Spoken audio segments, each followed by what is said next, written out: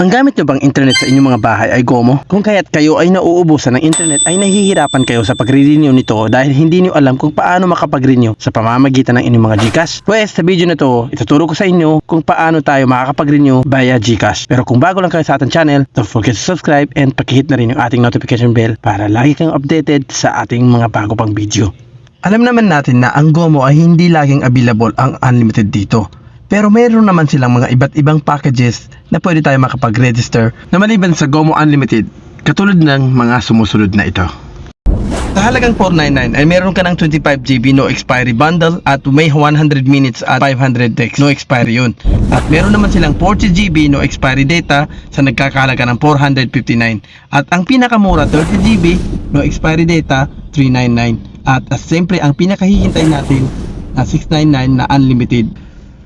At tandaan natin, ang lahat ng nakikita natin katulad ng unlimited dito ay may specific lang na day kung kailan lalabas. At para laki kayo mag-update sa kanilang mga pagbabago o kung kailan lalabas yung mga unlimited na ito, ay mag-follow kayo sa kanilang Facebook page para makita nyo ang mga post nila.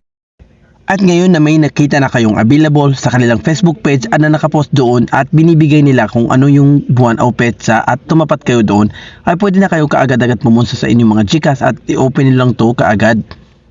At piliin mo lang dyan yung load at pagka-click mo ng load, by load na yung lalabas at piliin mo lang yung GOMO. Pagka-click mo ng GOMO ay ilagay mo kaagad yung number ng GOMO mo at then proceed mo lang at piliin mo lang dito yung only data. Kasi nakalagay naman dyan yung araw at ilang araw siyang available.